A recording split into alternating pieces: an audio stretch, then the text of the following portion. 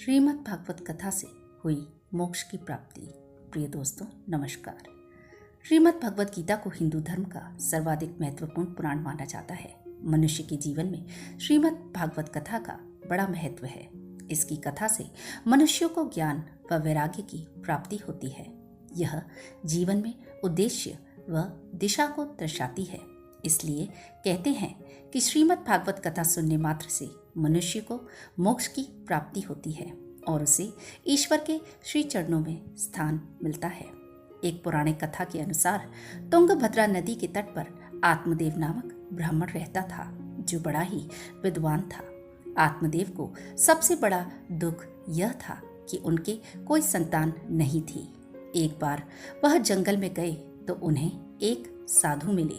उन्होंने साधु को अपनी पीड़ा बताई। तब साधु ने उन्हें एक फल दिया और कहा कि इसे अपनी पत्नी धुंधली को खिला देना। लेकिन उसकी पत्नी ने ये फल खुद नहीं खाया और इसे गाय को खिला दिया। कुछ समय बाद गाय ने एक बच्चे को जन्म दिया, जो एक मनुष्य के रूप में था। उसका नाम गोकर्ण रखा गया। वहीं धुंधली को उसकी बहन ने अपना एक पुत्र दे दिया, जिसका नाम धुंधकारी रखा गया।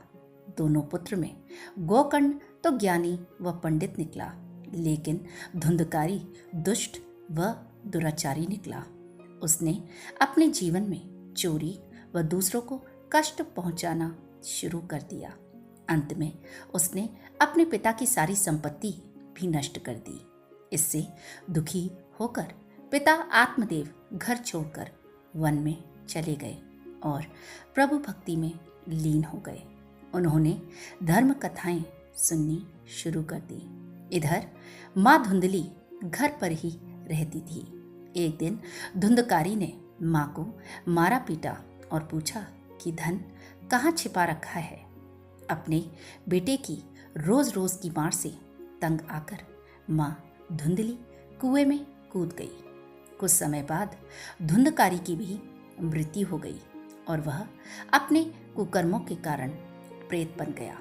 उसके भाई गोकर्ण ने उसका गया जी में श्राद्ध व पिंडदान करवाया ताकि उसे मोक्ष प्राप्त हो सके। लेकिन मृत्यु के बाद धुंधकारी प्रेत बनकर अपने भाई गोकर्ण को रात में अलग अलग रूप में नजर आने लगा। एक दिन वह अपने भाई के सामने प्रकट हुआ और रोते हुए बोला कि मैंने अपने ही दोष से अपना ब्राह्मणत्व नष्ट कर दिया।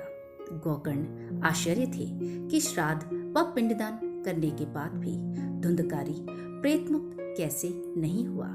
इसके बाद गोकर्ण ने सूर्यदेव की कठोर तपस्या की, जिससे प्रसन्न होकर सूर्यदेव ने दर्शन दिए। गोकर्ण ने सूर्यदेव से इसका कारण पूछा। तब उन्होंने कहा कि धुंधकारी घोर पापी था। उसके कुकर्मों की गिनती नहीं की जा सकती, इसलिए 1000 श्राद्ध से भी इसको मुक्ति नहीं मिलेगी। धुंधकारी को केवल श्रीमद् भागवत कथा से मुक्ति प्राप्त होगी। इसके बाद गोकर्ण महाराज जी ने भागवत कथा का आयोजन किया, जिसे सुनकर धुंधकारी को मोक्ष की प्राप्ति हुई और प्रेत योनि से मुक्ति मिली।